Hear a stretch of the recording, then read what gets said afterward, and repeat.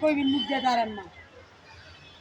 Hello, এই যে দেখেন আমি আজকে দুদিন যাবত এই যে মাটি রেডি করছি, এটার মধ্যে এখন মূলার শাক বুনব। এটাই মূলা হবে। এই যে বিসমিল্লাহ, এটাই আমি মূলার শাক বুনতেছি।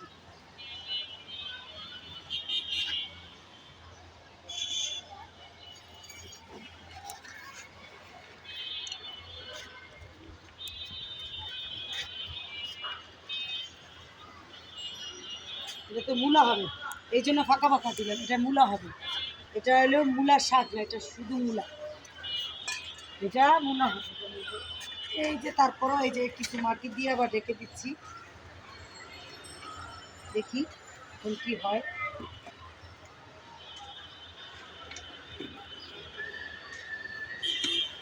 অনেক কষ্ট, গাছ বুনতে অনেক কষ্ট। আবার যখন হবে তখন ভিডিও করে দেখাবো।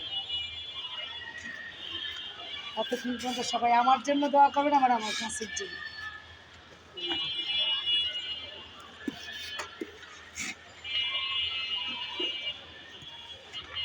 কাজ করা অনেক কঠিন, ঠিক আছে।